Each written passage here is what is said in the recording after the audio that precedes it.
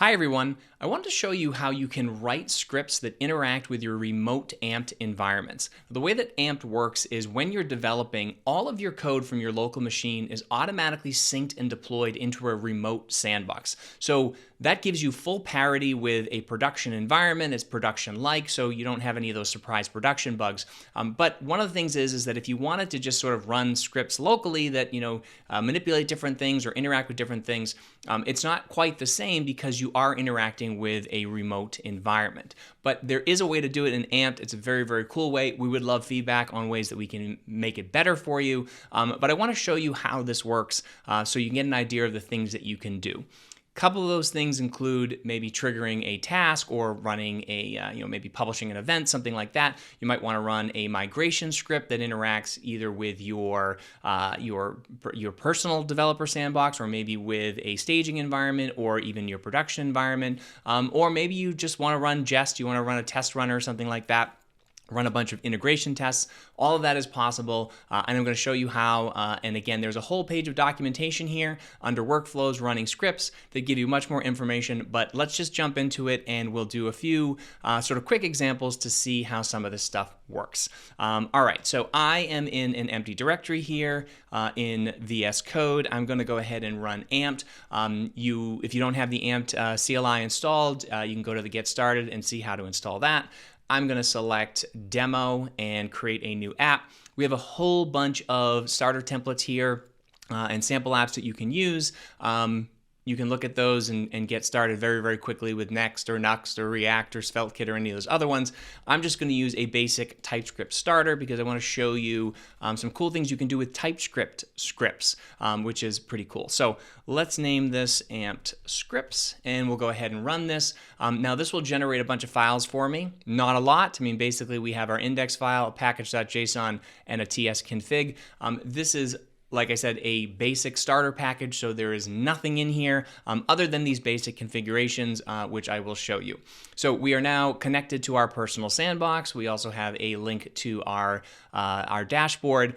So let's go in and actually check out some of these files. So the index.ts has nothing in it. It's completely blank. So if we were to try to open our app here, it's going to go ahead and give us a blank page and just say not found. Zoom in over here. So pretty simple, nothing there. Let's do something interesting. All right, so Ampt has a whole bunch of interfaces that you can use. You can check out the documentation over here. There is the ability to do tasks and events and parameters and storage and all kinds of things like that. So let's do something that's actually relatively useful that we might want to be able to do, and we can use a script for. So first thing we're going to do is, let me clear out, learn how to type and clear that out.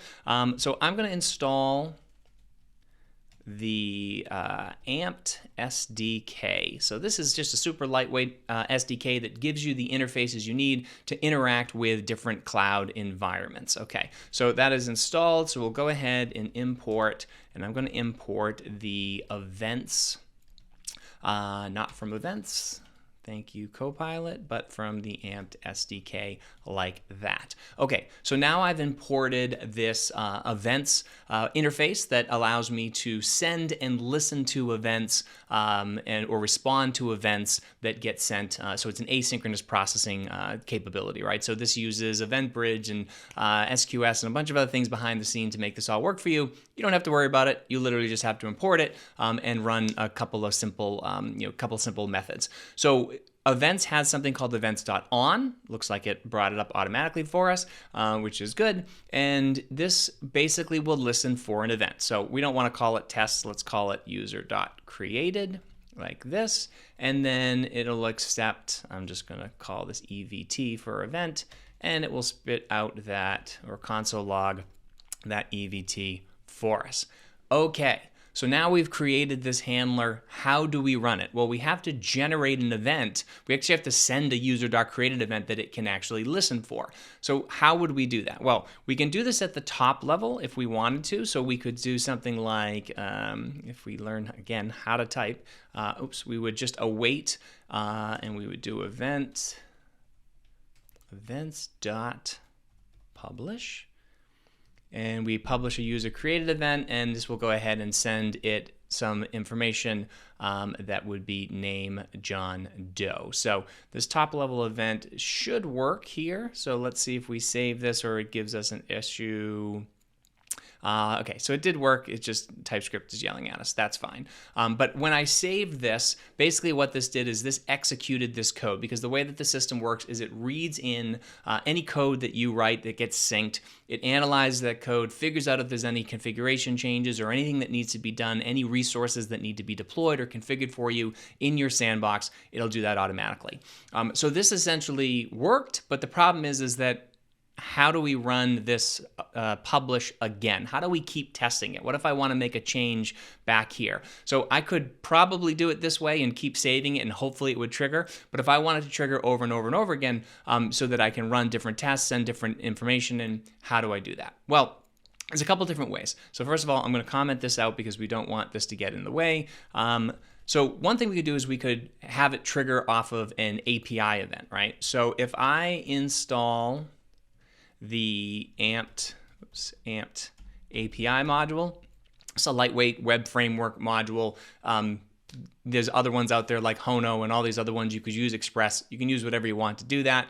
I would suggest using something that's a little bit more powerful. This is just a very lightweight one that we have available if you just want to do simple API type stuff.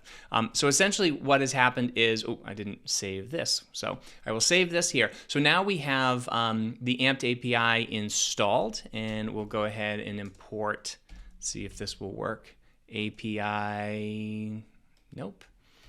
You would think Copilot might be smart enough at this point. So we want to load this from the Ampt API. Okay, so notice, by the way, now that we've commented this out, even though we're saving it, even though it's sending configuration changes up to the system, this obviously is not going to run because it's waiting for a listener. So I'm going to go ahead and create a API here and with a router like this. And I'll go ahead and say app.get. And we'll create a route right on the main route here and write this correctly. And we will do a c.body. And let's have it reply event sent like this. Okay, and we want to go ahead and return this. All right, so now what we have is an API route that we've created. Now, we save this, it syncs, it's immediately available, right? So now we actually have on this URL route here, if we were to click and open this up, we're now going to have something that says event sent. Now we didn't actually send the event, so it's not actually going to work. So let's go ahead and do that now. So what we want to do is we want to send this event here. We want to call this event within this handler like this. All right, so we'll go ahead and do that. This is not an async function, so we'll do that, save that. Spell async correctly is always helpful. Okay, so now we have, and of course, yes, I know it, there's an error. So now we have this endpoint that whenever this gets triggered, it should send this event. So come over here, we'll refresh this. That's refreshed. So now that event was sent, and now we see this event come through here. Okay, that works. But if we've got all kinds of things that we're doing behind the scenes, or maybe we don't have an API router set up at all, we just want to be able to run this script. We want to be able to trigger something that actually runs this remotely. So let's go ahead and do this. Let's get rid of the API so we don't have that in our way.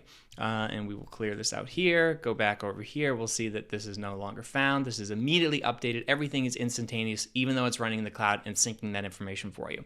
So let's do this. I'm going to create a new folder. I'm going to call this scripts. It does not have to be called scripts, but we're going to call it scripts anyways. And we'll create a new file. And let's save this file under scripts here. And we will call this, let's see, event send.js or event sender.js. How about that? Okay, we'll save that. So now we have this event sender.js file. It could be TypeScript, but we're going to make it JS to start with because you'll see that, again, running TypeScript files locally, you have to compile them. There's some other things you do, TS node, yes, there's all kinds of stuff, but we've got a better way to do it, and we'll show you in a minute. So if I want to run something here, I can actually go ahead and import the Ampt SDK here as well. So let me pull in events like this, and then I will run from @Ampt SDK. Okay, so now I'm importing the Ampt SDK from this event sender, and if I wanted to actually send that event, I'll go over here and copy this event like this, drop it in here, and top level await will work in the JS file like this, and I'm going to change this to my name, which is Jeremy Daly, not Doe. Okay, so now this is sending an event to the Ampt SDK within this environment. So how do I run this? Okay, a couple different things we could do. We could go ahead and run node, and we can say, let's see, .scripts/event send. Oops, spell it right. Work on my spelling. Event sender, and this is going to give us actually a bunch of errors, and the reason why is because this doesn't have context. It doesn't know that we're actually running it within an Ampt event, so we have to actually run it within the Ampt context. So there's a couple different ways that we could do that. So if we want, we can go into our package.json file over here, and we have a scripts section. Anything that we start with Ampt : will automatically be imported into the Ampt app. It will be runnable through the Ampt CLI through a simple run command. So if we want to say something like Ampt event here, then we could go ahead and specify that we want to run this node script, and we want to run scripts, and it was, scripts/event -sender.js. Okay, so we save this. So now this is available for us within the Ampt CLI. And if we want to run this, we can just type in run, and we say run event. Now this will go ahead and run this script for us, but it will actually run it in that Ampt context. So now we'll actually get the event itself here, which is pretty cool. But again, I have to go in and say, well, what if I have 100 scripts? Maybe you don't have that many, but I have a bunch of different things that I want to be able to do. Do I want to have do I want to go into my package.json file every single time and make some change here and do it that way? Probably not. So there's a better way. So actually, right from my CLI here within the Ampt Interactive Terminal, I can type run, and then I can actually just type the path to that particular file, so event-sender.js like this, and then I can run that there. This will run it through that Ampt context and go ahead and send that event. Now, we're probably not seeing a lot of clarity here, so let me do this. Let me do some, put a log in here that says sending event. Thank you. Look at that. Amazing the way Copilot works sometimes. Okay, so I will run that again. And sent event sent, and boom, here it is right there. So super simple way for me to do something like that. Now, again, events are simple because we just do something like an event.publish, but what if we have something a little bit more complex? Maybe we have a task that we want to run. So let's go ahead and do this. Let's import a task here from our, and I'll just get this out of the way. We really don't need this. So we're going to go ahead and use this task feature. All right, so if I want to define a task in Ampt, I can just go ahead and specify task and then name the task something. So maybe this is my ETL or something like that. Oh, my ETL task, how about that? And then that will go ahead and define a task. So now I've defined a task that does something. Well, in this particular case, yeah, sure, why don't we say this, that we'll run a task that will actually publish this user created thing, and we'll say, or this user created event, and we'll say that this is from a task, like that.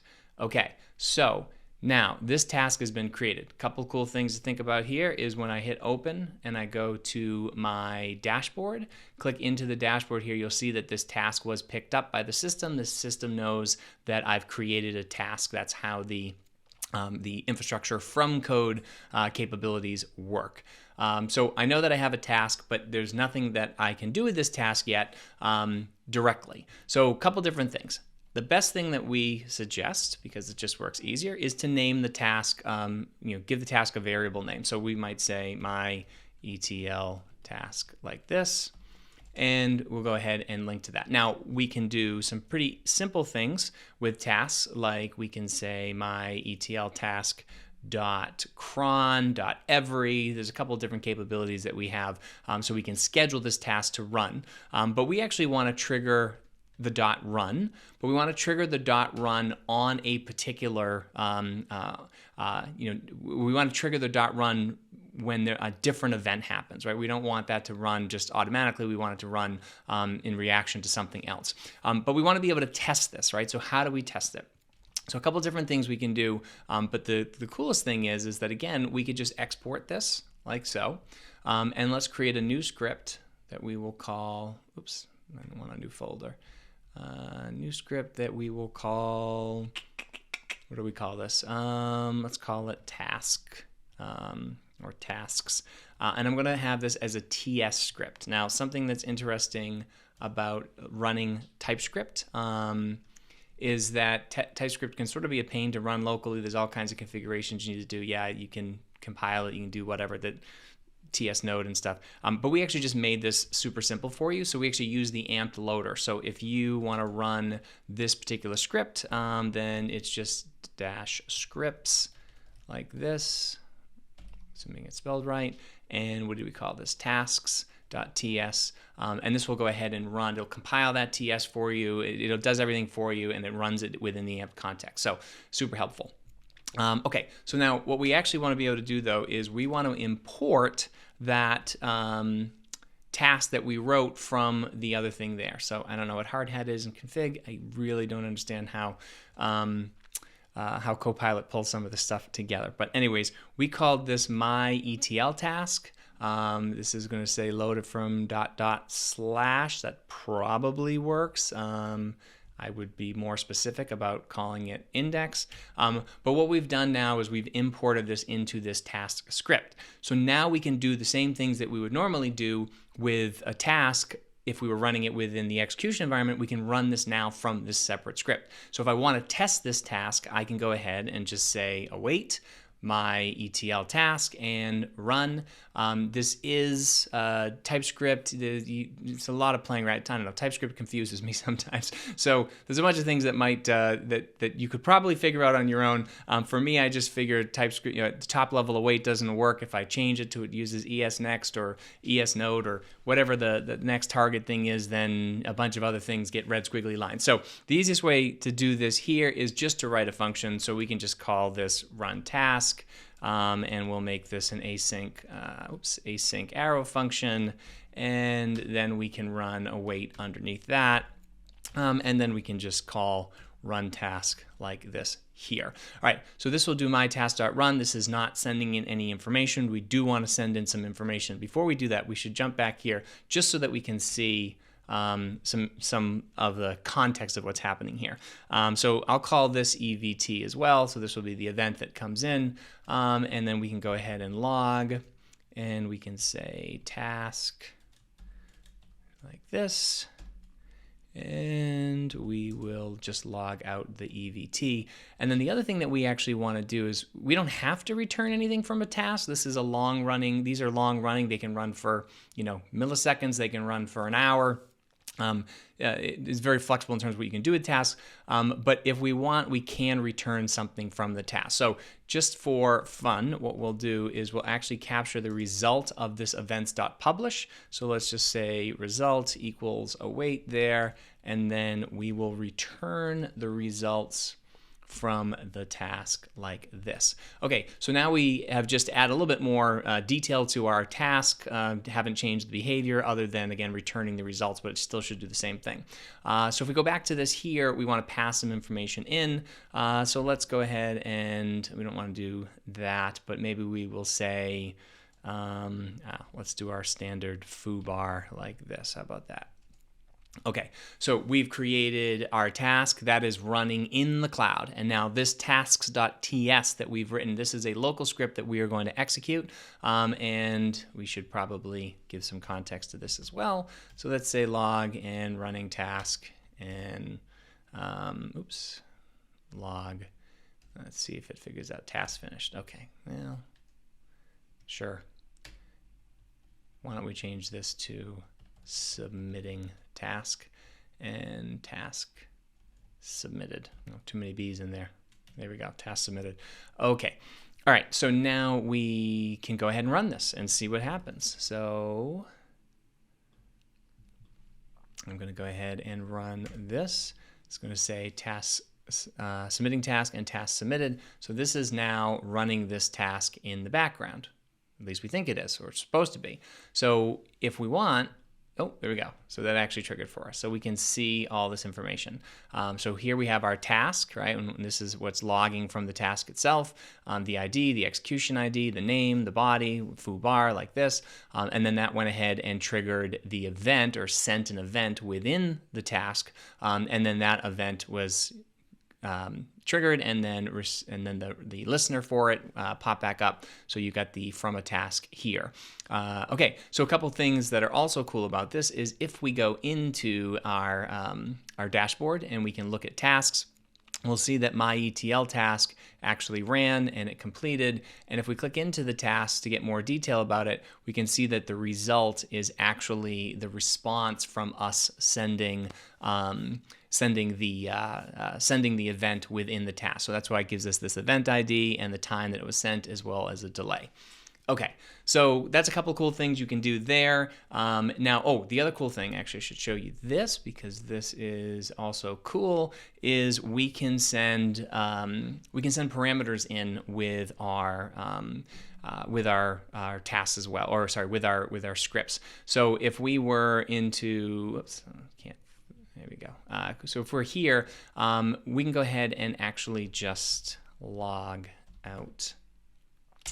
Let's log out process dot argv,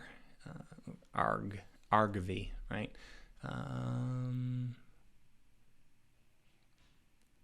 Oh, because we don't have the types installed.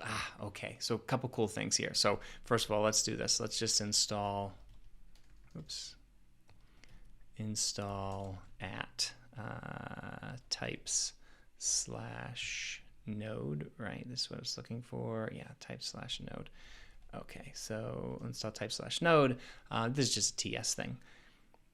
As soon as that is installed, now we'll get process.args. Okay, cool. So I'm actually not going to run this task again. I'm going to just comment this out, but we'll get the process.args. So if we were to run this here, run this script, in the script, we could say foo bar, something like this, and that'll go ahead and pass that information in for us. Oh, I did not save that, so it is running it again. So let me go back here.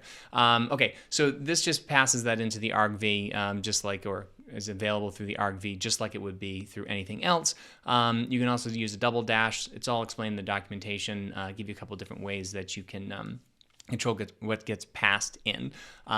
So yeah, so pretty straightforward in terms of how that works. You could use something like yargs or one of the other ones to parse those. And this could be pretty cool because let's say, for example, you wanted to, actually, well, let's just do it. So let's go ahead and we will uncomment these here. Oops, like this. And we are running foo bar. So let's say that we actually want to run, again, this is super messy and you would want to do this with something like yargs, I'm sure. But let's do this and we would just, this is going to be, I think, the third one, right? If we do that, I should double check this just to make sure what would come through as the third thing here. We'll run this foo bar. So the third one would be foo. Okay, so something you could do, I'll make it the fourth one just so that we can pretend that we're passing through something interesting. And we will uncomment those. Okay, so now what we're going to do is we're going to take whatever it was that we're putting in as that argument, and that will pass that in as foo into the system. So let's run this again. And we'll run, rather than foo bar, we'll run foo Jeremy like this. We'll submit it. This submits the task. Task has been submitted. This is processing in the background. Now that kicks off, and we can see that the body was foo Jeremy like that. So if you want to run a bunch of different scenarios, if you want to do a -D and pass in a bunch of data, anyways, there's a whole bunch of things that you can do with that is pretty cool. All right, so let me try one other thing that I think is really interesting here, and then we'll talk about test runners. So let's create a new file here that we will call params.ts. Okay, parameters are a very cool feature of Ampt that just stores all your parameters. They're secure. You can use them to store API keys. You can use them to store configuration, all kinds of stuff. They're immediately available within all of your environments, and they're inherited, so you can override them. And there's a bunch of cool things. All right, so let's import params from not params, but the at Ampt SDK like this. Get rid of the extra junk, and we're just going to console. We're just going to log all of our parameters. So we'll do params and this list feature here, which is nice because it just gives us all our parameters. Okay, so now we are going to run /scripts/params.ts like this. All right, so this is giving us a list of our parameters for this particular service. Now, if we wanted to, this is something we can do. I'm not sure we want to dive deep into this, but if we went into the scripts here and go into parameters, we can create a new parameter, and I can call this my custom param, and this is test 1, 2, 3 is the value. We save this. This will go ahead and be added to all of the instances or all of the environments underneath here, including our developer sandbox. So if I jump back over here, I'll clear this out, run this command again, and we will see that we are getting my custom param as a separate parameter that is being loaded for this particular instance. All right, let me run this one more time. Here. Okay, so here are our parameters. Now, you've got your org name, our service name, our app name. You'll notice that some of these are duplicated. So instance name is sort of a in case there's some legacy apps, but we go by environment name, environment type, things like that. And then you get your Ampt URL. We also have the Ampt region, so that information is in there. So a couple important things here is instance type or environment type, right? This is marked as personal, and you have this URL here. So we only have a personal sandbox, right? That's all we have so far within our Ampt app. Well, let's go ahead and do a deploy, and we're going to deploy to prod. So this is saying, do you want to deploy an entirely different, a new stage? Yes, we're going to do that. This should go pretty fast. Usually takes about 15-20 seconds when there's no complex build step. So what this is doing is if I jump over here and back to my Ampt Scripts app, we'll see that this is generating a new prod environment for us, which is completely isolated, completely separate from the Jeremy developer sandbox one. So this is still going, taking a couple seconds. But essentially what this does is this is an entirely different environment, completely isolated, like I said, with its own storage and SQL and all these other things that it has. Also, I should show go back here and show that this prod environment, if I go into the parameters, we'll see that this my custom param has been inherited here as well. All right, so this is still going. Longer than it normally takes, but it's a demo, so of course it's going to take longer than this. But as soon as this is done, there we go. Okay, that was a long time. But anyway, so now we do have this separate environment here. So this should say not found because we took out the API side of things, but we do have the separate environment that is running there. Now, if we show this again, this shows us the parameters for our current environment. This is the developer sandbox that we're currently working in. Works fine, that's fine. But if I want to, I can actually pass in env and prod. And now when I run this is actually going to access the prod side of things. So you can see, or the prod environment. So what we see here is that you now have the instance type, or the environment type is a stage. You also have that the environment name is prod. So this is actually accessing two different environments from my local machine. And the reason why this is super handy is because let's say I don't want to access my parameters. Who cares about my parameters here? Maybe I want to do something like, let's do this. Let's install the Ampt data module like that. Ampt data just gives you DynamoDB like that. That's it. I have a DynamoDB table now that I can interact with. So I'll import data. Oops. Thank you for not being helpful, Copilot, from @ampt data like this. Save this. All right, so let's go ahead and do, again, we're going to have to do a top level wait. So let's do const, we'll call this run async so that we can see this here.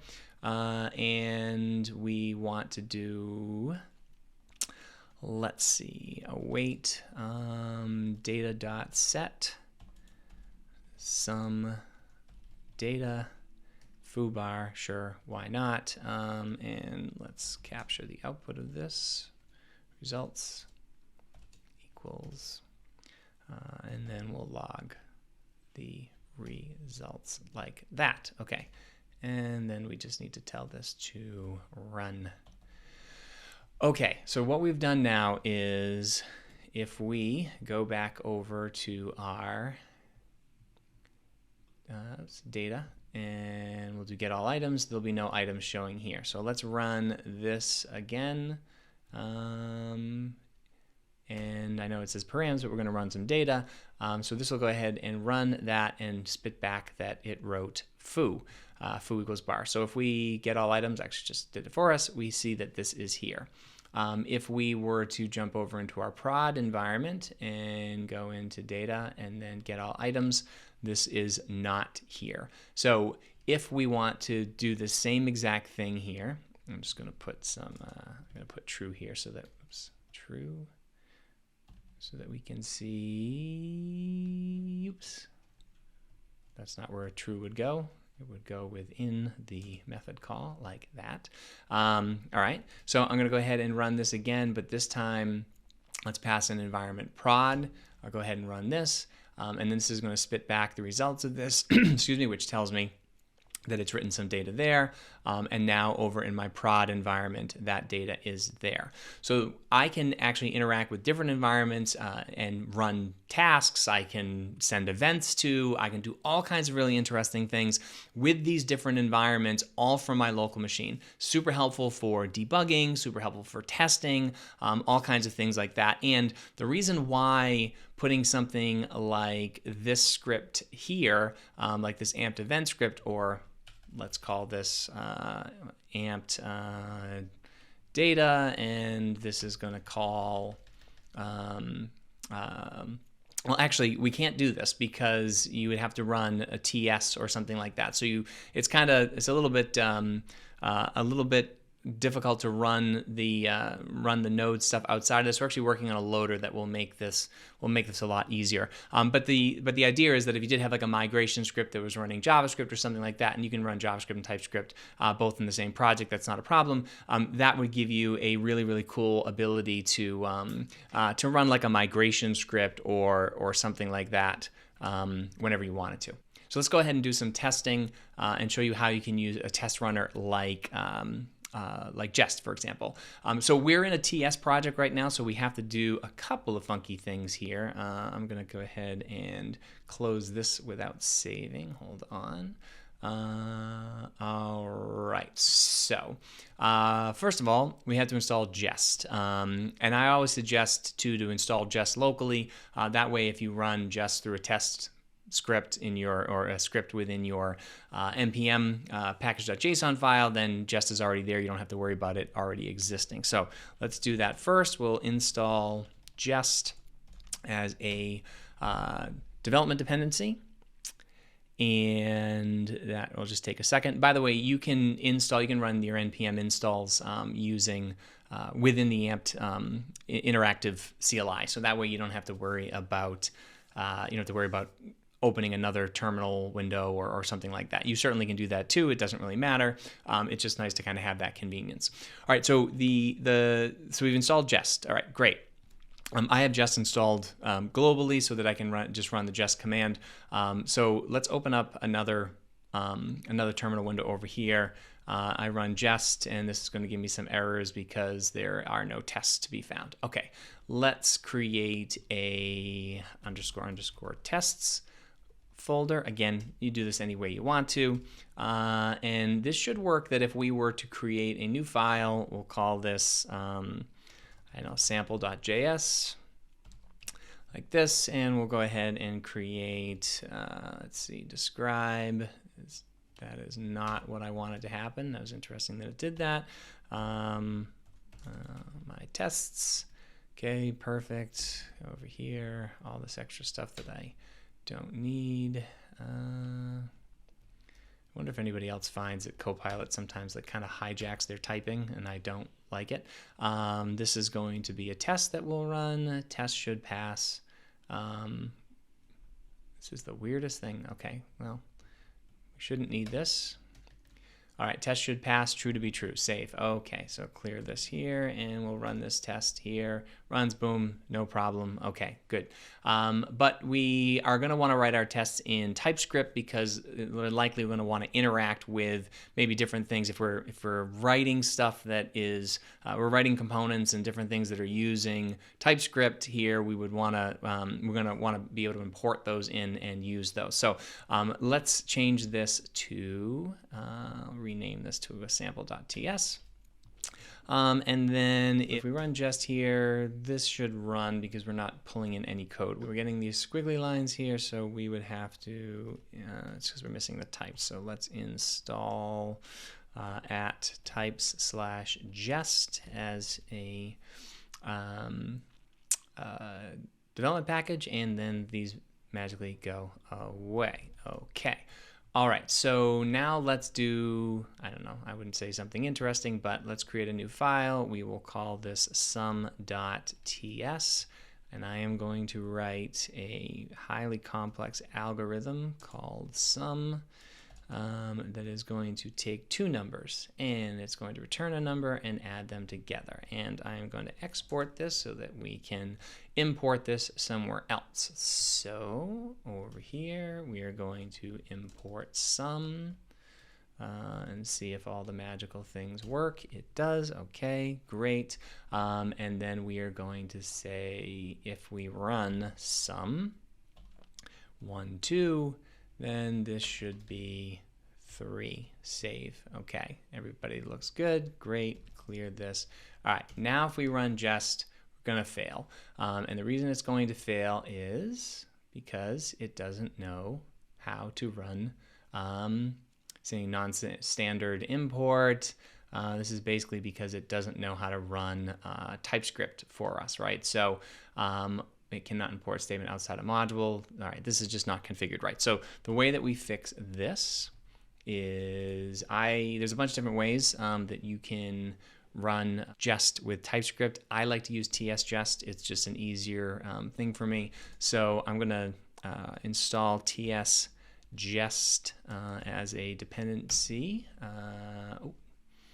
Remember to put npm when I'm not in the Ampt context like that. So I'll install this, and then the other thing you can do is if we just run npx tsjest, this is their own thing, config init, init like this, this will generate a jest.config file for us. Okay, so we're getting closer here.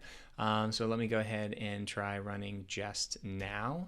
Module is not defined in the service. That's because we are using this. It's common.js. So we'll change this over to tell it. Yes, this is in fact common.js. It's ugly, I know. A couple of things you have to fix, but then once you have that running, okay, now it'll run. Perfect. So now we can go ahead and run jest import TS scripts. We can interact with those TS scripts and so forth. Now this is great because, for example, this sum would have to be written in TS because we want to import it into our main file over here to have it do, I don't know, some function, whatever. And of course, I highly doubt you'd be writing that sum function, but if you did, you could. All right, so this works fine and good. The other thing that you can do here is, this is where this comes in really, really handy. So if we go to our package.json, and let me make this a little bit bigger so we can see it.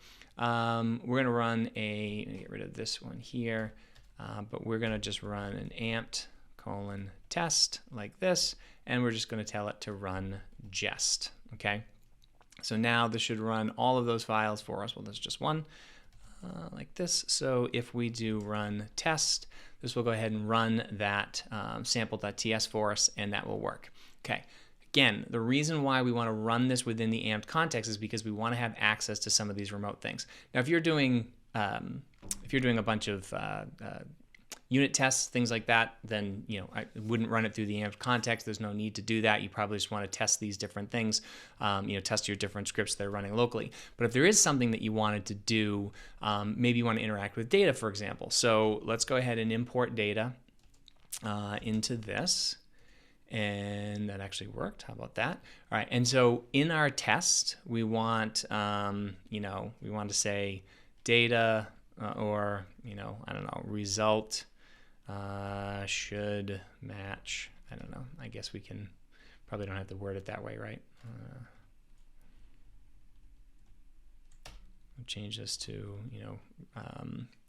result should match. I don't know. That's not the right probably way to say it.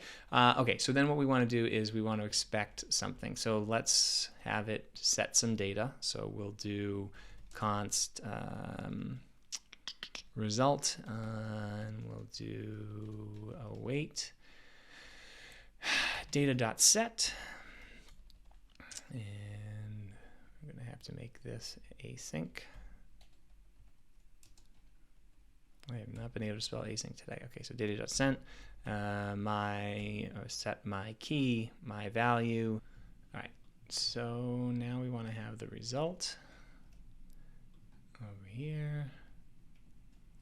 And that result is not going to be 3, but let's go ahead and run it anyways and see what we get, because it should come back and say the result is my value.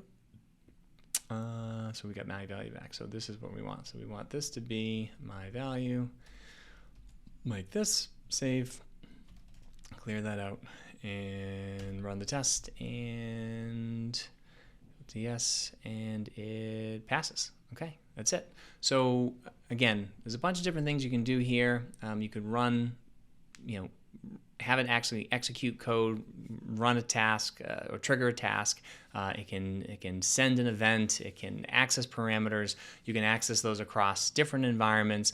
So it's pretty flexible in order for you to do different things. We are working on a few different ways to make it easier to run TypeScript scripts outside of the Ampt interactive CLI, so you can just run like an Ampt run or something like that within your package.json, which will give you the ability to run TypeScript scripts as well without having to jump through a bunch of hoops. So anyways, would love your feedback on sort of playing around with this, and if you have any ideas, different ways that you'd like to interact with stuff, build stuff, make it easier for you to use Ampt and take advantage of it, we would love to know.